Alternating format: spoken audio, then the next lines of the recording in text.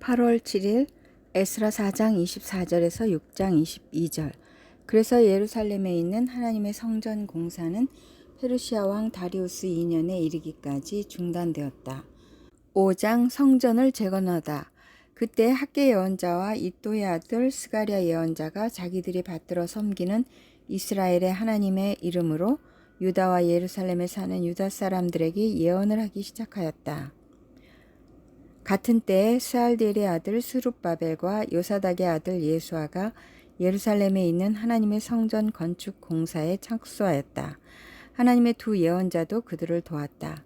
바로 그때 유브라데스강 서쪽 지방의 다뜨네 총독이 스탈보스네와 동료 관리들을 데리고 그들에게 와서 누가 그 성전을 다시 지으라고 하였는지, 누가 성벽 공사를 마치라고 하였는지를 물었다. 그들은 또한 성전 재건을 돕는 사람들의 이름도 밝히라고 요구하였다.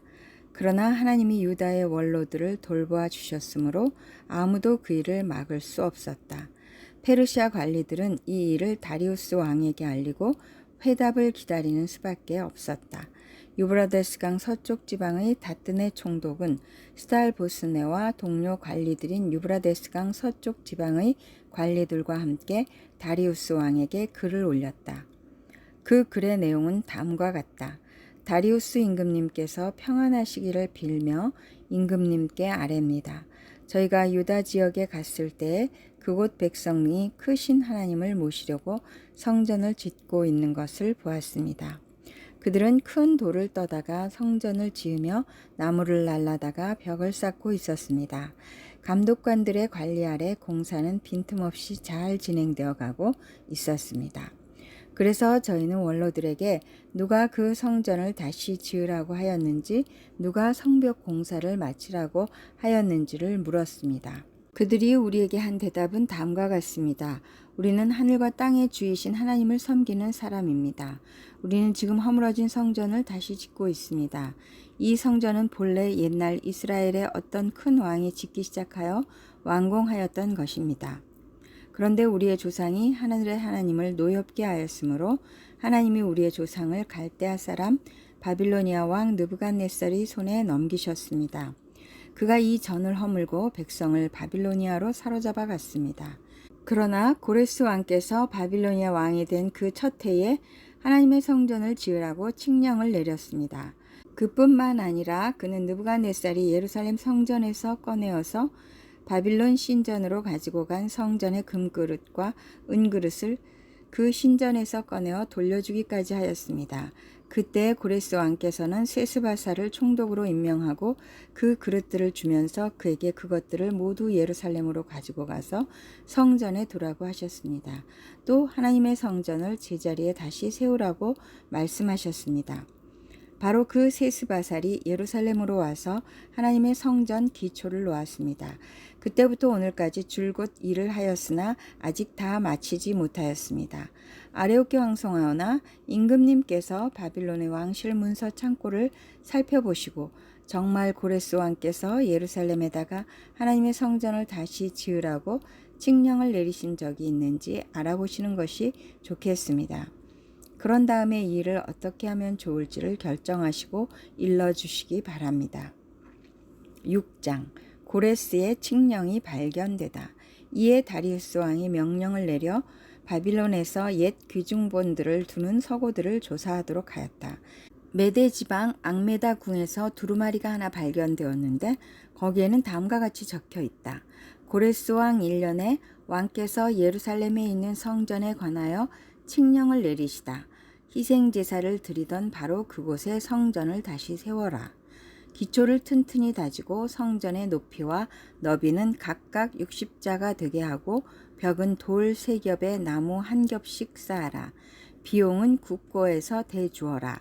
느부갓네살이 예루살렘에 있는 성전에서 꺼내어서 바빌론으로 가지고 온 성전의 금그릇과 은그릇을 돌려보내어 예루살렘 성전으로 옮기게 하고 성전 안 본래 있던 자리에 두도록 하여라. 다리우스 왕의 명령. 이제 유브라데스강 서쪽 지방의 다뜨네 총독과 스달보스네와 경의 동료 관리들과 유브라데스강 서쪽 지방에 있는 관리들은 건축공사 지역에 접근하지 않도록 하라.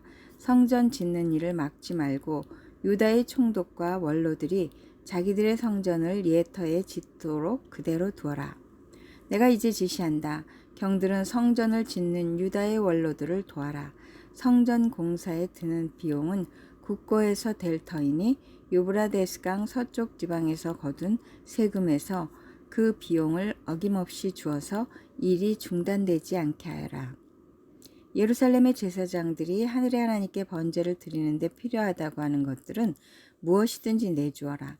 숫송아지든지 순양이든지 어린 양이든지 또는 밀이든지 소금이든지 포도주든지 기름이든지 그들이 요구하는 대로 어김없이 날마다 주도록 하여라.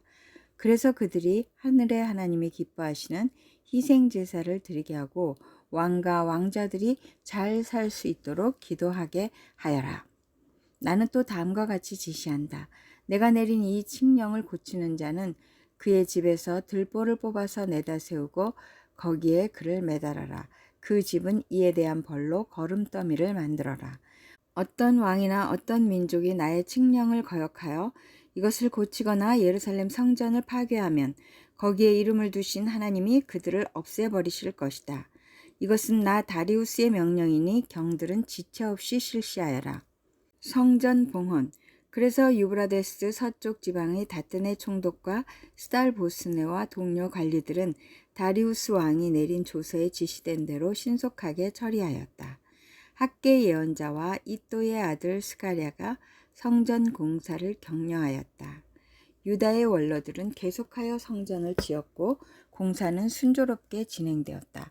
그들은 이스라엘의 하나님의 명과 페르시아 왕 고레스와 다리우스와 아닥사스다의 칙령을 따라서 성전 짓는 일을 끝낼 수 있었다. 성전 건축이 끝난 것은 다리우스 왕 6년 아달월 3일이다. 그때 제사장들과 레위 사람들과 사로잡혀 갔다가 돌아온 사람들과 모든 이스라엘 백성은 기뻐하면서 하나님의 성전 봉헌식을 올렸다.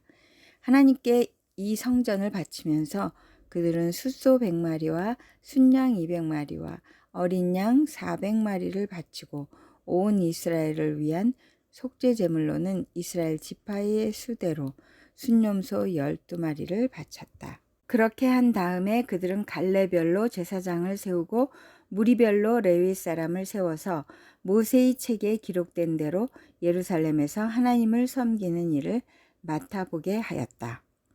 6월절. 사로잡혀 갔다가 돌아온 이들은 첫째 달 14일에 6월절을 지켰다. 제사장들과 레위 사람들은 일제히 몸을 씻고서 정결 예식을 치렀다. 그런 다음에 레위 사람들은 돌아온 이들 모두와 동료 제사장들과 자기들이 먹을 6월절 양을 잡았다. 잡혀갔다가 돌아온 이스라엘 자손들이 그것을 먹었다. 그 땅에 살던 이방 사람들에게서 부정을 탔다가 그 부정을 떨어버리고 주 이스라엘의 하나님을 찾아온 이들도 그들과 함께 6월절 양고기를 먹었다. 그들은 이레 동안 무교절을 즐겁게 지켰다. 주님께서 아시리아 왕의 마음을 돌이켜서 그들에게 호의를 베풀도록 하셨으므로 그들은 힘을 얻었다.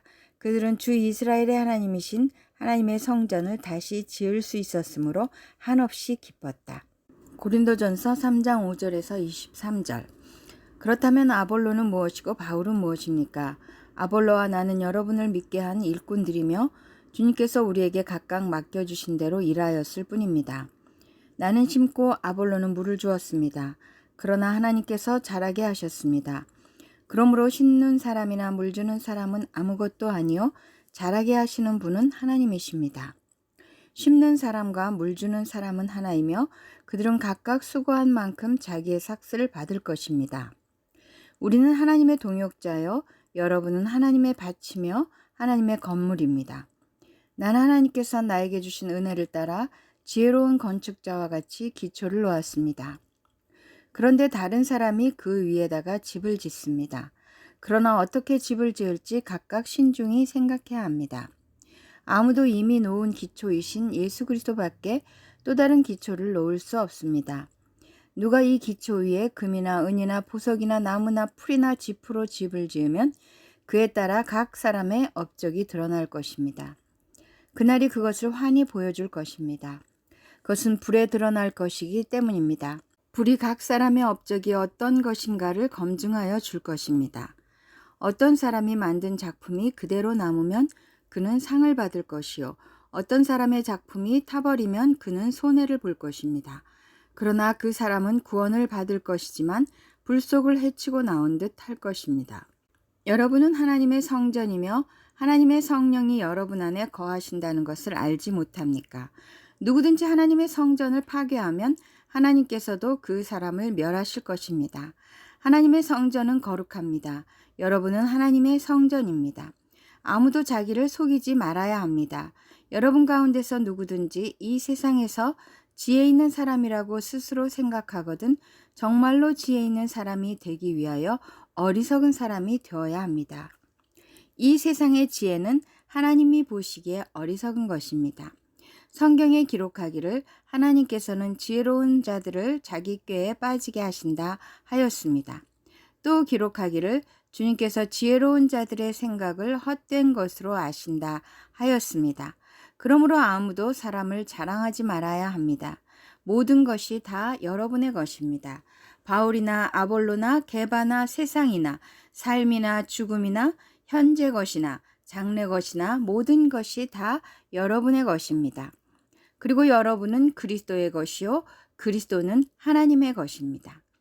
시편 89편 14절에서 26절 정의와 공정이 주님의 보좌를 받들고 사랑과 신실이 주님을 시중들며 앞장서 갑니다. 축제의 함성을 외칠 줄 아는 백성은 복이 있습니다. 주님, 그들은 주님의 빛나는 얼굴에서 나오는 은총으로 살아갈 것입니다.